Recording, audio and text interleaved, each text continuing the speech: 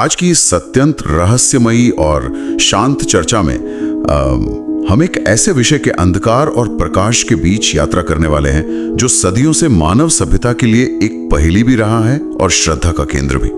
जी बिल्कुल, ये एक बहुत ही गहरा विषय है। जरा उस दृश्य की कल्पना कीजिए। दिन का समय है, आसमान एकदम साफ है और अचानक सूर्य का प्रकाश क्षीण होने लगता है। हाँ, या फिर पूर्णिमा की रात हो। सही कहा, पूर्णिमा की रात है, चंद्रमा अपनी पूरी आभा में है और धीरे धीरे एक रहस्यमयी छाया उसे निगलने लगती है। मतलब आधुनिक समय में हम इसे ग्रहण कहते हैं, जो कि आज के विज्ञान के लिए पूरी तरह से एक खगोलीय घटना है। जी, लेकिन जब हमारी प्राचीन भारतीय परंपरा ने आकाश में सूर्य या चंद्रमा को कुछ समय के लिए अपनी चमक खोते हुए देखा, तो उन्होंने इसे केवल एक खगोलीय घटना तक सीमित नहीं रखा। आज की इस गहन चर्चा का मुख्य उद्देश्य यही समझना है कि ग्रहण और सूतक के पीछे हमारे प्राचीन दर्शन का दृष्टिकोण वास्तव में क्या था। मैं कहूंगी कि यह जानना बहुत आवश्यक है, और आज हम अपने प्रामाणिक स्रोतों, वेद, पुराण और स्मृतियों में संरक्षित उन आध्यात्मिक और धर्मशास्त्रीय पाठों का विश्लेषण करेंगे जो इस ब्रह्मांडीय घटना को मानव चेतना के साथ गहराई से जोड़ते हैं। चलिए इस विषय की परतों को खोलते हैं और ये समझने का प्रयास करते हैं कि प्राचीन काल के ऋषियों ने इस खगोलीय परिघटना को किस रूप में देखा और डिकोड किया। देखिए, इस चर्चा का आधार बहुत ही विस्तृत है। हम जिन स्रोतों का आश्रय ले रहे हैं वे भारत की उस वैचारिक विरासत का हिस्सा है जहां खगोल विज्ञान और अध्यात्म एक दूसरे से कभी अलग नहीं थे। बिल्कुल। आज का आधुनिक विज्ञान ग्रहण को स्पष्ट रूप से चंद्रमा, पृथ्वी और सूर्य की कक्षाओं और उनकी छाया के एक गणितीय खेल के रूप में समझाता है।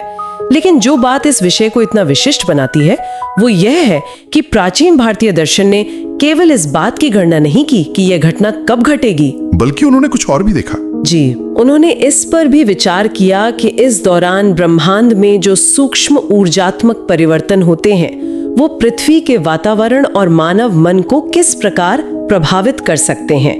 हमारा लक्ष्य आज इन प्राचीन ग्रंथों के दृष्टिकोण को समझना है। तो शुरुआत करते हैं उस कालखंड से जब मानव सभ्यता ने पहली बार इस ब्रह्मांडीय घटना को लिपिबद्ध करने का प्रयास किया था। यदि हम अपने सबसे प्राचीन और पवित्र ग्रंथ ऋग्वेद के पन्नों को पलटें तो इसके 5वें मंडल 40वें सूक्त के 5वें श्लोक में एक अत्यंत रहस्यमय और चित्रात्मक विवरण मिलता है। स्वरभानु का संदर्भ। हाँ, श्लोक है स्वरभानुस्तमसा सूर्यम अविध्यत। इसका शाब्दिक अर्थ यह है कि स्वरभानु नाम की एक सत्ता ने सूर्य को अंधकार से ढक दिया था। जी, ग्रंथों में जो कथा आती है वो ये है कि स्वरभानु के इस कृत्य के बाद महर्षि अत्रि ने अपने विशेष ज्ञान और मंत्र बल से सूर्य को उस अंधकार से मुक्त किया और पुनः प्रकाशित किया। ये संदर्भ बहुत कुछ सोचने पर विवश करता है। बिल्कुल करता है, क्योंकि ये केवल किसी अंधकार का वर्णन नहीं है, बल्कि ये दर्शाता है कि वैदिक काल में ग्रहण की घटना को बहुत करीब से देखा जा रहा था और उसे एक अत्यंत देवीय परिघटना माना जाता था। यहाँ सबसे अद्भुत तथ्य ये है कि महर्षि अत्रि का ये संदर्भ कोई सामान्य बात नहीं है। यदि हम इस वैदिक श्लोक का विश्लेषण करें तो ये सिर्फ एक पौराणिक कथा से कहीं अधिक है। आप खगोलीय गणना की बात कर रही हैं? जी, महर्षि अत्रि द्वारा सूर्य को पुनः प्रकाशित करने का जो उल्लेख है, कई विद्वान इसे इस रूप में देखते हैं कि अत्रि वो पहले दृष्टा या गणितज्ञ थे जिन्होंने ग्रहण के आरंभ और उसकी समाप्ति के समय की सटीक गणना करने की विधि खोज ली थी। मतलब मंत्र बल का अर्थ यहाँ उस वैदिक गणितीय ज्ञान या साधना से हो सकता है? एकदम सही। उसी ज्ञान के माध्यम से उन्होंने बताया कि यह अंधकार स्थायी नहीं है, और यही स्वरभानु का चरित्र आगे चलकर पौराणिक साहित्य में और भी अधिक विस्तृत हो जाता है। पुराणों में ये कथा और भी रोचक हो जाती है। हाँ, यदि हम भक्ति और दर्शन के महान ग्रंथ श्रीमद् भागवत महापुराण के 8वें स्कंद के 9वें अध्याय की ओर बढ़ें तो वहां स्वरभानु की कथा समुद्र मंथन के उस अत्यंत प्रसिद्ध आख्यान से जुड़ जाती है। समुद्र मंथन की कथा तो भारतीय मानस में बहुत गहराई से रची बसी है। देवताओं और असुरों ने मिलकर जब मंदराचल पर्वत और वासुकी नाग की सहायता से क्षीर सागर का मंथन किया तो उसमें से 14 रत्न निकले और सबसे अंत में अमृत कलश प्रकट हुआ। जी, कथाओं के अनुसार जब भगवान विष्णु मोहिनी रूप धारण करके देवताओं को अमृतपान करा रहे थे तब वह स्वरभानु नामक असुर देवताओं का वेश धरकर उनके बीच जा बैठा। वो एक बहुत ही तनावपूर्ण क्षण रहा होगा। बिल्कुल, क्योंकि जैसे ही उसने अमृत की कुछ बूंदें पी, उसी समय सूर्य और चंद्रमा ने उसे पहचान लिया और मोहिनी रूपी भगवान को संकेत कर दिया। और उसी क्षण भगवान ने अपने सुदर्शन चक्र से स्वर भानु का सिर धड़ से अलग कर दिया।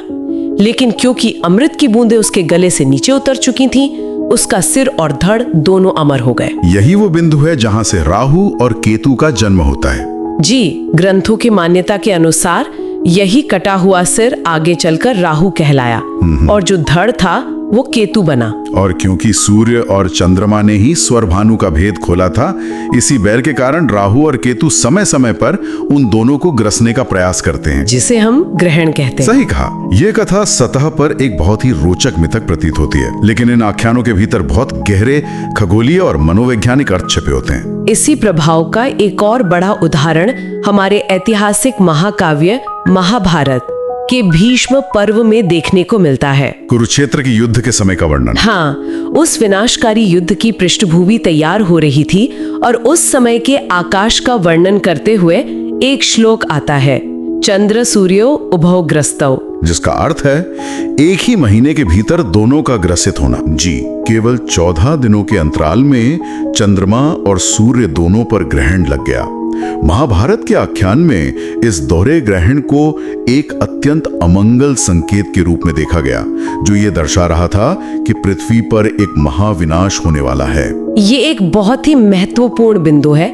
महाभारत का ये संदर्भ ये प्रमाणित करता है कि प्राचीन काल में खगोलीय परिघटनाओं को पृथ्वी के सामाजिक और राजनैतिक परिदृश्य के एक दर्पण के रूप में देखा जाता था। वे इसे केवल आकाश तक सीमित नहीं मानते थे। बिल्कुल नहीं। उनका मानना था कि ब्रह्मांड का जो मैक्रोकॉस्म है और पृथ्वी का जो माइक्रोकॉस्म है, वे एक दूसरे से गहराई से जुड़े हुए हैं। जब आकाश में कोई बड़ी उथल पुथल होती है तो उसका ऊर्जात्मक प्रभाव पृथ्वी के वातावरण पर भी पड़ता है। यहाँ विषय और भी अधिक रोचक हो जाता है, क्योंकि जब हम पुराणों की इन कथाओं से आगे बढ़कर विशुद्ध ज्योतिष और खगोल शास्त्र की ओर बढ़ते हैं, तो हमें बृहद पराशर होरा शास्त्र जैसे महान ग्रंथ का मार्गदर्शन मिलता है। ये वो मोड़ है जहाँ मिथक पूरी तरह से अत्यंत सटीक गणित में बदल जाता है। अब हमारे स्रोतों के अनुसार ये ग्रंथ बहुत स्पष्ट शब्दों में कहता है कि राहु और केतु वास्तव में कोई भौतिक पिंड नहीं है, उनका कोई द्रव्यमान नहीं है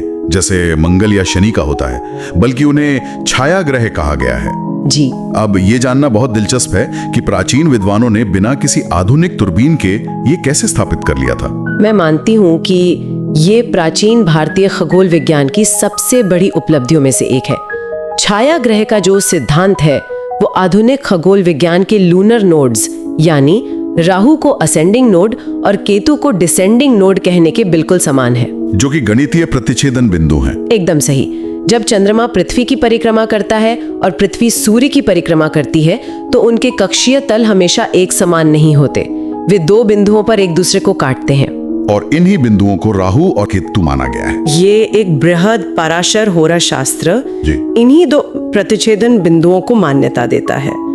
जब इन बिंदुओं पर पूर्णिमा के दिन सूर्य, पृथ्वी और चंद्रमा एक सीध में आते हैं तो चंद्र ग्रहण लगता है, और जब अमावस्या के दिन ये एक सीध में आते हैं तो सूर्य ग्रहण होता है। ये एक अटल गणितीय नियम है। ये अद्भुत है कि कैसे एक कटे हुए सिर और धड़ की पौराणिक कथा को इतनी सटीकता के साथ दो अदृश्य ज्यामितीय बिंदुओं के साथ जोड़ दिया गया। और जब प्राचीन ऋषियों ने इन खगोलीय और ऊर्जात्मक परिवर्तनों का इतना सूक्ष्म अध्ययन कर लिया था, तो स्वाभाविक था कि उन्होंने इसके लिए एक विशेष अनुशासन भी तैयार किया होगा। बिल्कुल। और यहीं से हमारी चर्चा ग्रहण से जुड़े उस अत्यंत गंभीर और पवित्र अनुशासन की ओर मुड़ती है, जिसे परंपरा में सूतक कहा जाता है। ग्रहण लगने से काफी समय पूर्व ही एक विशेष कालखंड आरंभ हो जाता है, जहां जीवन शैली में कई तरह के ठहराव आ जाते हैं। सूतक काल, जिसे इन धर्मशास्त्रीय ग्रंथों में ग्रहण से पूर्व का अशुद्धि काल या अत्यधिक संवेदनशीलता का समय माना जाता है, इसके लिए एक बहुत ही व्यवस्थित समय सारणी निर्धारित की गई है। जी। धर्मशास्त्र के एक अत्यंत प्रसिद्ध ग्रंथ निर्णय सिंधु में सूतक की अवधि को बहुत ही स्पष्ट गणितीय गणना के साथ परिभाषित किया गया है। ग्रंथ के अनुसार सूर्य ग्रहण में 12 प्रहर पूर्व और चंद्र ग्रहण में 9 प्रहर पूर्व सूतक लग जाता है। यदि हम इसे आज के समय के अनुसार समझें तो एक प्रहर लगभग 3 घंटे का होता है। जी। इस हिसाब से सूर्य ग्रहण से 12 घंटे पूर्व और चंद्र ग्रहण से 9 घंटे पूर्व ये सूतक काल आरंभ माना जाता है। ये एक बहुत लंबा समय है। हाँ, और जैसे ही ये सूतक काल आरंभ होता है, कई प्रकार के निषेध लागू हो जाते हैं। हमारे प्रामाणिक निबंध ग्रंथों जैसे याज्ञवल्क्य स्मृति और धर्म सिंधु में इस दौरान किए जाने वाले और न किए जाने वाले कार्यों की एक लंबी सूची है। भोजन का निषेध इसमें सबसे प्रमुख है। बिल्कुल। याज्ञवल्क्य स्मृति के एक श्लोक के अनुसार ग्रहण और सूतक काल में अन्न ग्रहण करना या भोजन पकाना वर्जित माना गया है। इसके अतिरिक्त इस पूरे कालखंड में देव पूजा करना, किसी भी देव विग्रह या मूर्ति का स्पर्श करना और कोई भी शुभ कार्य जैसे विवाह या गृह प्रवेश करना पूर्णतः निषिद्ध बताया गया है। यदि हम इसे व्यापक दृष्टिकोण से जोड़ें और इन ग्रंथों के वैचारिक ढांचे को समझें, तो हम पाएंगे कि इन निषेधों के पीछे एक विशेष प्रकार का ऊर्जा विज्ञान काम कर रहा है। ऊर्जा विज्ञान मतलब रश्मियों का प्रभाव? जी। इन ग्रंथों की मान्यता है कि ग्रहण के समय पृथ्वी पर पहुंचने वाली सूर्य या चंद्र की रश्मियां जो जीवनदायिनी होती हैं, वे कुछ समय के लिए बाधित या विकृत हो जाती हैं। प्राचीन विचारकों का मानना था कि इस दौरान वातावरण में एक प्रकार का असंतुलन आ जाता है, जिससे शायद नकारात्मक ऊर्जाओं का प्रभाव बढ़ सकता है। बिल्कुल, और जीवाणुओं की वृद्धि भी हो सकती है। यही कारण है कि भोजन पकाने या खाने से मना किया गया, क्योंकि उनके अनुसार उस समय पके हुए भोजन में दूषित होने की संभावना सर्वाधिक होती है। तभी परंपरा के अनुसार पहले से पके हुए भोजन या पानी में तुलसी या कुशा घास डालने का विधान है। हाँ, क्योंकि इन ग्रंथों में तुलसी और कुशा को प्राकृतिक रूप से ऊर्जा को शुद्ध रखने वाला माना गया है। ये बात सोचने पर विवश करती है कि उन्होंने प्रकृति के हर छोटे से छोटे तत्व को इस परिघटना के साथ कैसे जोड़ा था। लेकिन धर्म सिंधु की एक बात जो इस व्यवस्था को बहुत ही संतुलित और मानवीय बनाती है, वो है इसके अपवाद, छूट के नियम। जी। प्रायः ये माना जाता है कि धार्मिक नियम बहुत कठोर होते हैं, लेकिन धर्म सिंधु स्पष्ट रूप से कहता है कि ये आहार संबंधी कठोर नियम बच्चों, रोगियों और वृद्धों पर लागू नहीं होते।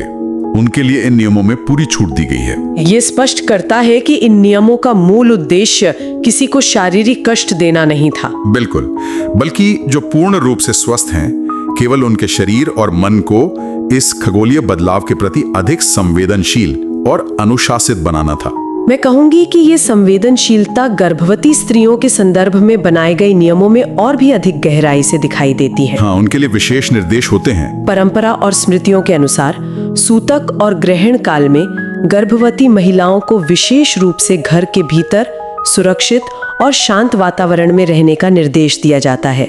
उन्हें धारदार वस्तुओं का उपयोग न करने और मानसिक रूप से शांत रहकर जप या ध्यान करने की सलाह दी जाती है। इसके पीछे का दृष्टिकोण क्या है? इन ग्रंथों की यह मान्यता है कि गर्भ में पल रहा नवजीवन ब्रह्मांडीय तरंगों के प्रति सबसे अधिक संवेदनशील होता है।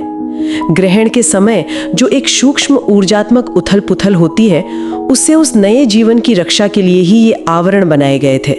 ये भय का नहीं, बल्कि अत्यंत सावधानी और संरक्षण का दृष्टिकोण है।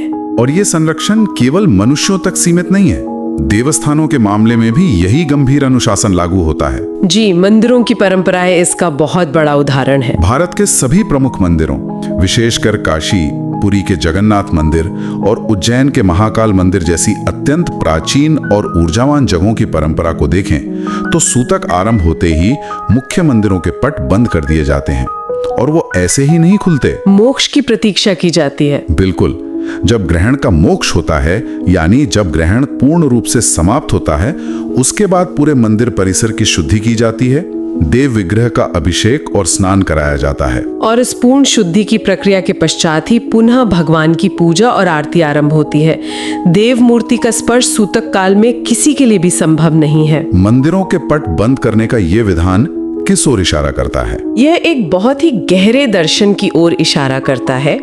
प्राचीन आगम शास्त्रों के अनुसार जो देव विग्रह होते हैं, वे प्राण प्रतिष्ठा के बाद ऊर्जा के अत्यंत सघन और जागृत केंद्र बन जाते हैं। ऊर्जा के जागृत केंद्र? जी। ग्रहण काल की अस्त व्यस्त ब्रह्मांडीय रश्मियों का कोई भी विपरीत प्रभाव उन पवित्र ऊर्जा केंद्रों पर न पड़े, इसलिए उन्हें एक प्रकार से एक वैचारिक और भौतिक आवरण में रखा जाता है। यह उस पवित्र स्थान की गरिमा और ऊर्जा को बनाए रखने का एक अत्यंत अनुशासित तरीका है। अभी तक हमने जिन भी नियमों की चर्चा की वे सभी निषेध के रूप में सामने आते हैं। ये मत खाओ, यहां मत जाओ, ये मत छुओ। तो इस संपूर्ण ज्ञान का वास्तविक अर्थ क्या है? ये एक बहुत ही स्वाभाविक प्रश्न है। क्या प्राचीन ग्रंथों के अनुसार ग्रहण केवल एक अशुद्धि और भय का समय है जिससे बस किसी तरह पार कर लेना है?